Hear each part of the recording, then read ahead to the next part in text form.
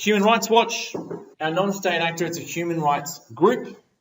The symbol is a globe. Their efforts are to try and raise awareness of human rights abuses across the globe. As always, I'm going to talk about this global actor in terms of aims, roles, power and influence. So if you've just created a new heading, Human Rights Watch, put these underneath it. Everything I say, everything in the readings needs to fit under these headings. Aims and objectives. Very simple. To protect human rights of people around the world. This is another global actor which has conveniently chosen a great name. Their name reflects their aim. To protect human rights of all people around the world. Human rights group. This is definitely not the aim of the terrorist group.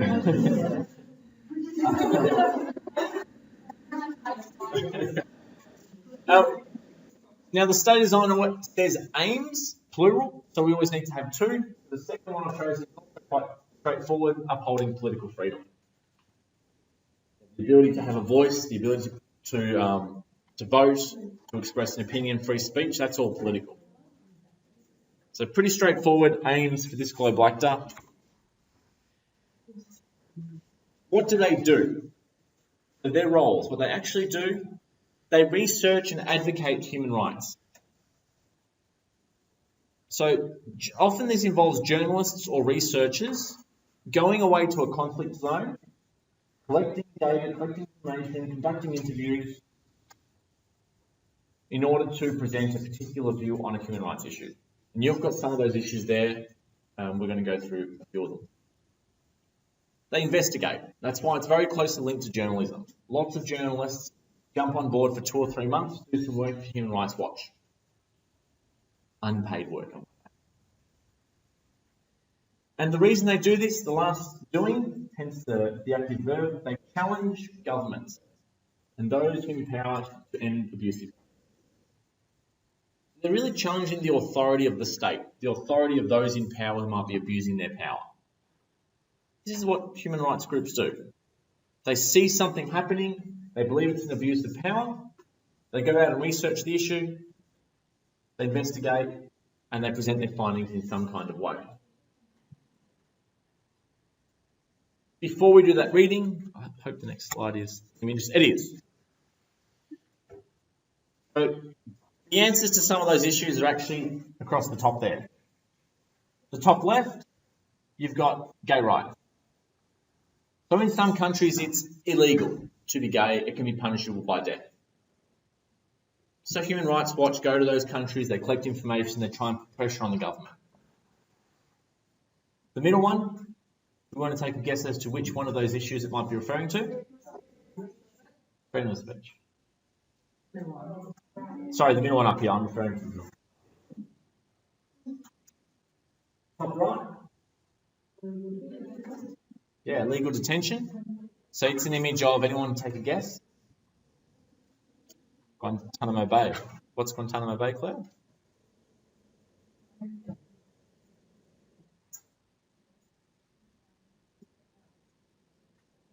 Yeah. So it's a military base in Cuba. And that's where Hicks was, David Hicks, an Australian. So when America captures terrorist suspects and they don't have enough evidence to try them in court, they send them to this military base and they lock them up forever. They don't give them a trial, they don't give them lawyers, they're not allowed to speak to human rights lawyers, they're not allowed to talk to the media. They're locked up forever without a trial. Sovereignty, you can't. You can't go into someone else's territory and do stuff.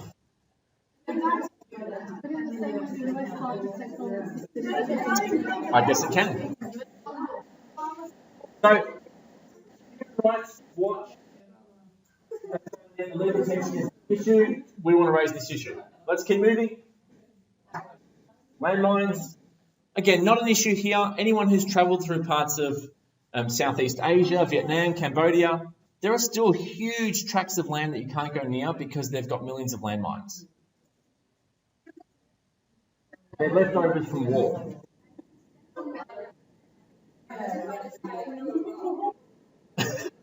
Wow. Hopefully you're never in that situation, any of you. Anyone? Soldier.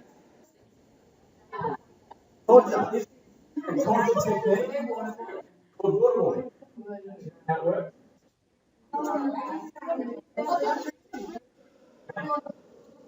Yeah. So if you have someone on their back, they're as strong as you're trying to drink the water bottle when you're lying on your back.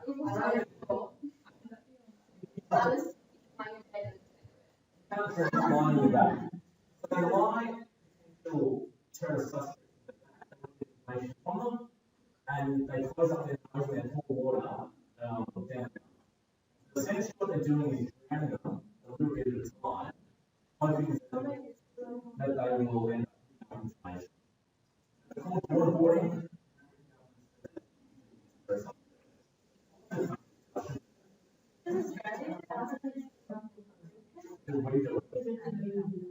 We probably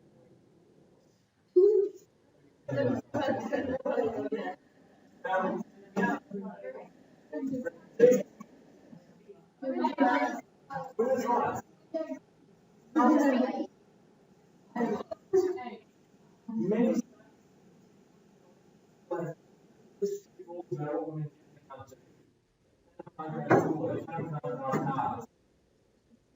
some countries and then punished by the that. So, rights watch tries to raise awareness from governments that are have really anti-human. So, drones.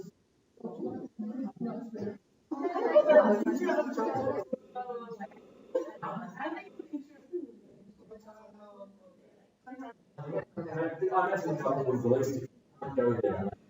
Government permission. Well, probably to show the American people that they look at what American people love it. They're in favour of it. So this is, oh yeah, these are terrorists. We want them locked up.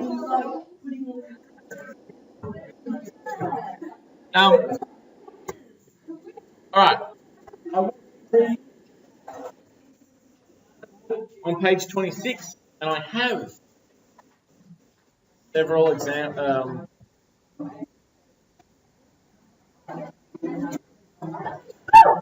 I've got some copies for those who might not have their subject reader.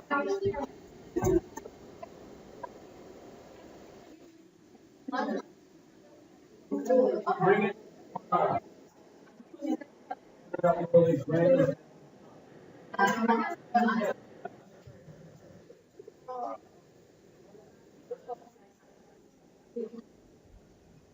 Question 3, what are human rights doing in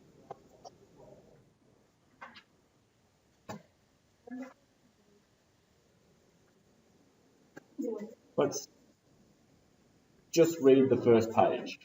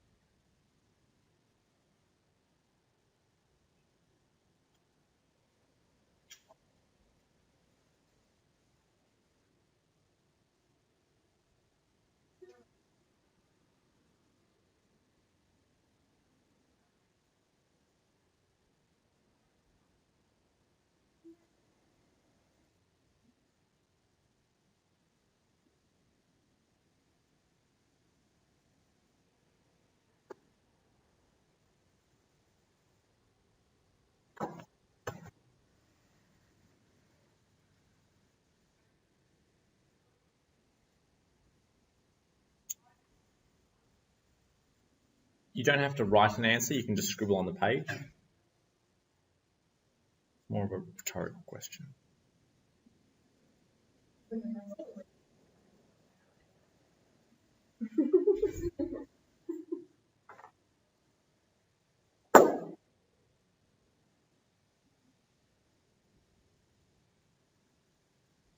Just first page is enough.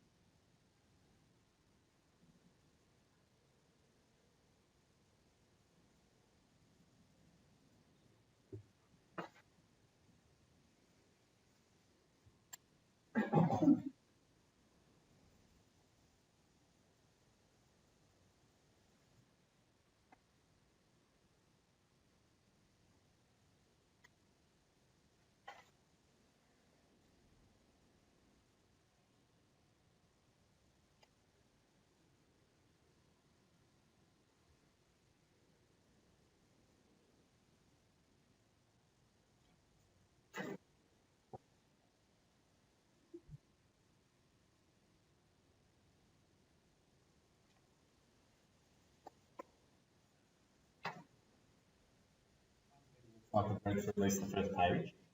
This is a document released by Human Rights Watch, so they're referencing themselves. It's a media release. What are they doing? Yes?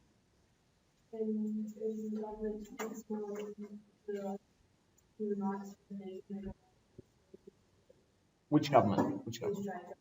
Yeah. So straight away, they're focusing on two different states. They're focusing on Australia as a state, and they're focusing on Indonesia as a state. And they're urging. Human Rights Watch urges Mr. Abbott. Human Rights Watch urged Abbott. I think it's 3 times they use the phrase. What else is there in terms of their role?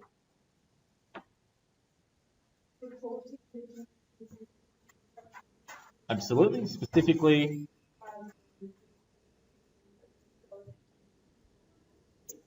yes? 6 is not last, it's 6. Oh,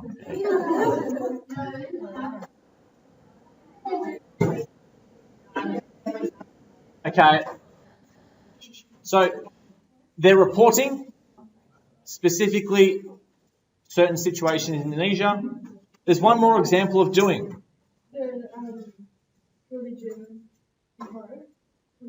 So they're reporting on religious intolerance, but there's one more reference to one of these roles. It's a verb. Human Rights Watch has. I'm looking at documented. I circled that. So the point of this article is to show you the doing. What is it that they do? What role do they have? Researching, investigating, and the challenge. This is the challenge to the government. So Human Rights Watch releases documents like this to the media, and there's the reason why they refer to themselves in almost every single paragraph. It's so a journalist can take that as a quote. So it's not because they're bad writers.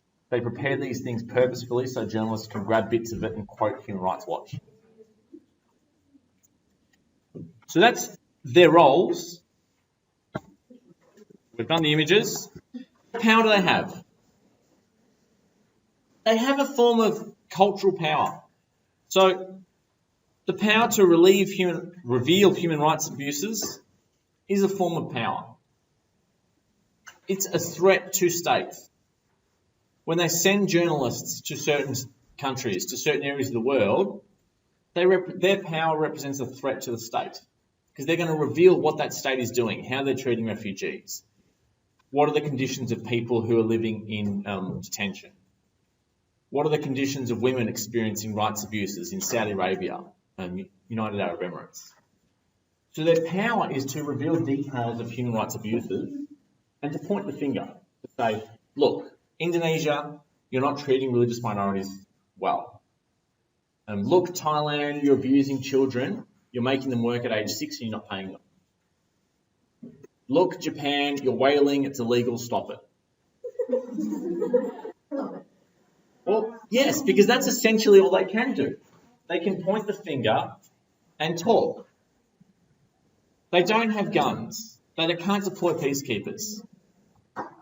They're not a member of an IGG. They can't shape treaties. What they do is report details of human rights abuses. And I have an example of that.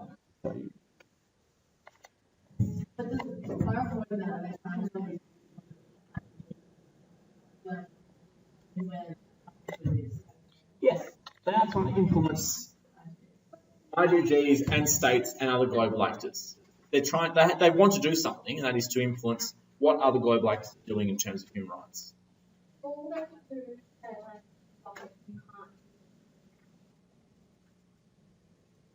It's a really good question. And I'm often critical of some human rights groups because perhaps they're not effective enough. Maybe they do need to start making bombs, blowing stuff up that they don't like.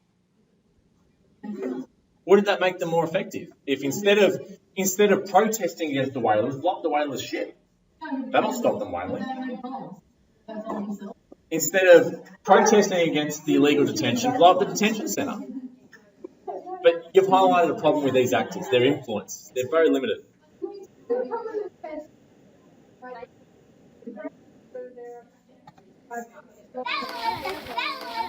Here's an example.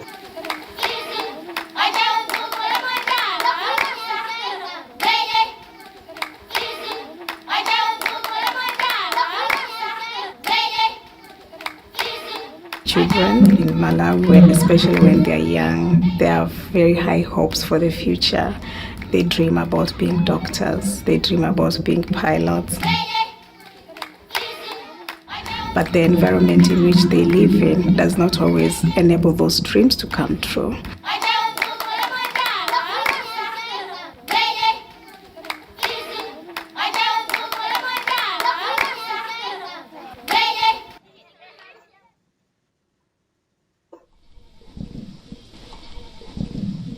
Sindinakakamisidwe kumana ukune kufuna kwanga kwaine chifukwa chakuti chithandizo chimandisowa kuti ndipanga bwanji ngakhale ndimapita ku sukulu zovaso zimene zoperewera mavuto amene ndakumana ndoti foti munthu yeye anali wamkulu ine ndinali mwana chilichonse chimene anganene ine ndimachivomera foti ine ndinali wamng'ono ndinamveseka kuti kaura bra boleh semuja ara basama uza wala basoran nenu matenga khala nimatenga ganisha ndachiphera chogolo zedi. Child marriage is a form of gender-based discrimination. It's a form of violence against women because it largely affects girls. And if you look at the consequences of child marriage on the rights of women and girls, it's devastating. 1 in 2 girls in Malawi are married before their 18th birthday.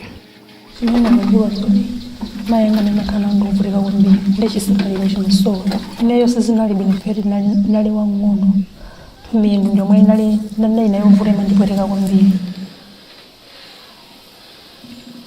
maso tudanda wa kwambiri so mphanga amene ali apoyo akula ndi moyo wovulika kwambiri ifa malweni eni okhala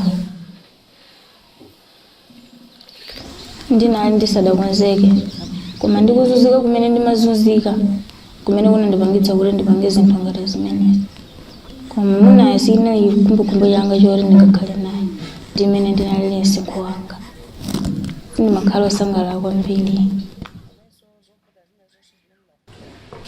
What are the main factors that lead to early marriage? Poverty. She thinks poverty leads to early marriage in Malawi. Is there another factor?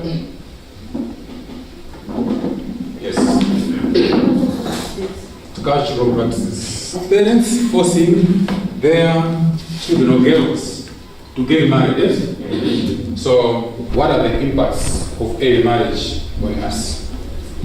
As Mara started on. It leads to school dropout. Early marriages lead to school dropouts. How will we lead to school dropouts? Child marriage continues to perpetuate inequality because girls are not able to go to school. It affects their health. It affects their ability to marry only when they are willing and able to do so. And it affects their ability to be able to be free from violence.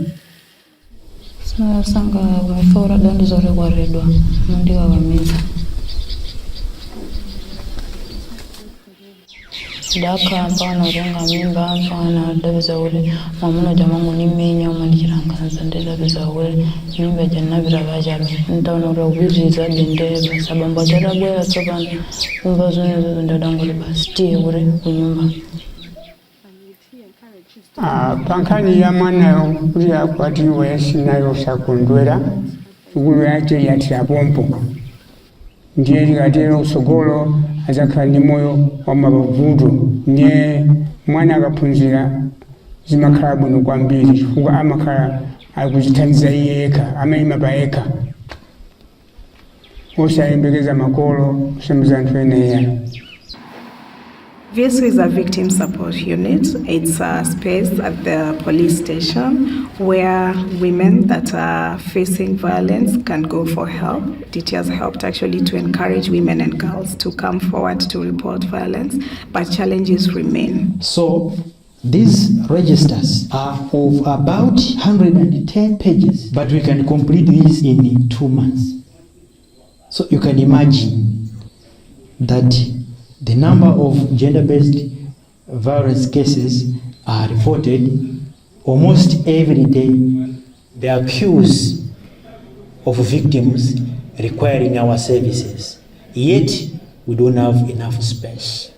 This room, if we are to measure it, is about 2 meters by 1.5. If we are to receive a victim who requires to be resting somewhere, it's difficult.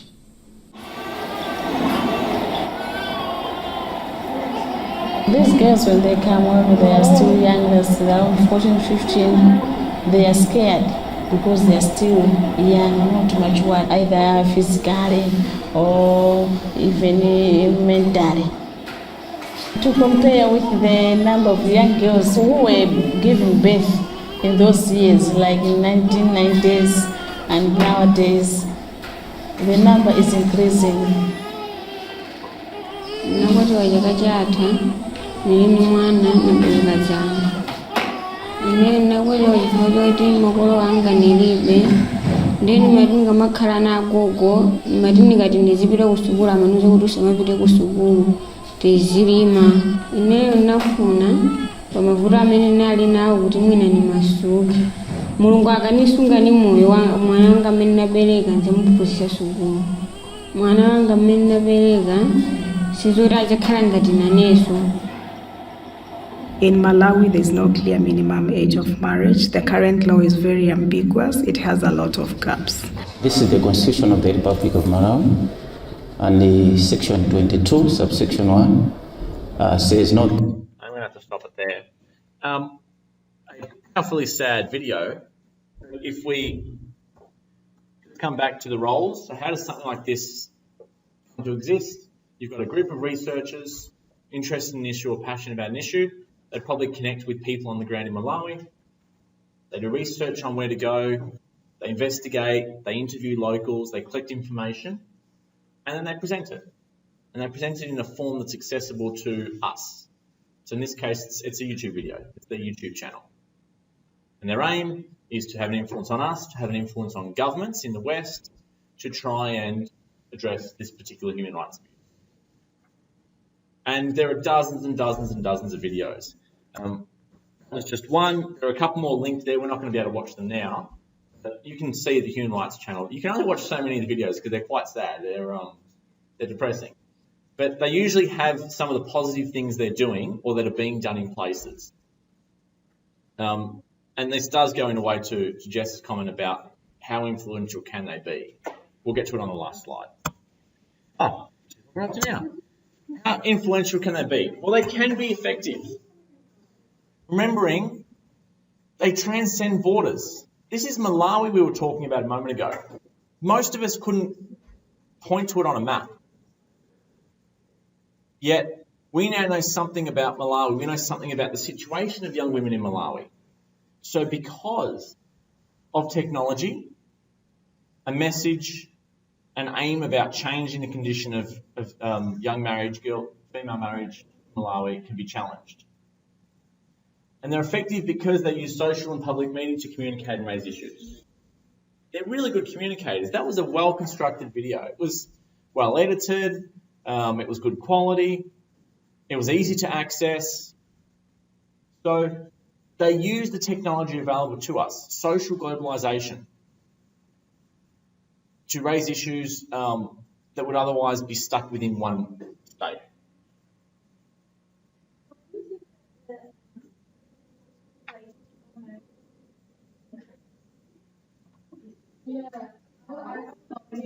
It might be that in Malawi they have increased poverty. It might be a reaction to the empowerment of women in a neighbouring country. So abuse against gay people has been increasing, not decreasing. And it's often reactionary. So people see something happening they don't like, so they get even more extreme in their views. So it could be reactionary to change that people are seeing elsewhere. But I don't know Malawi's history and culture at all. So the example to use, if you want to talk about how influential this global actor is the article in that that we looked at just then.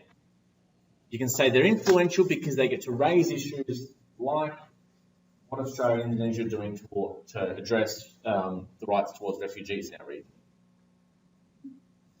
However, they are limited. Little or no authorised power. No one gives them power. The Australian government doesn't say, here's $5 million, go research human rights. The UN doesn't say, we're going to help you set up a website to create all this, we're going to give you editors and cameras, etc., and pay for your airfares. No one authorises them. They've taken this upon themselves. They're easily ignored. This letter, the Indonesians wouldn't even read it.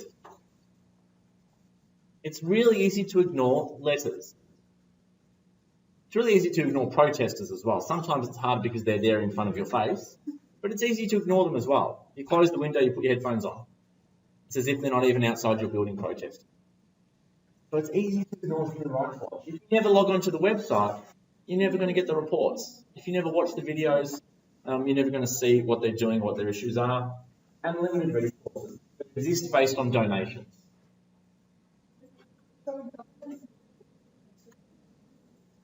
I can't imagine governments would, no.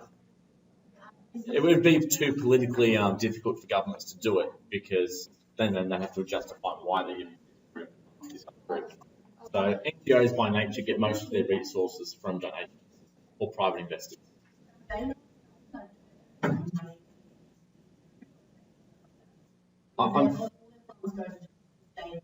It's sustaining the raising of issues. So I imagine most of their funds would go to paying for the airfares for journalists, paying for accommodation in countries like Malawi for their researchers who are there.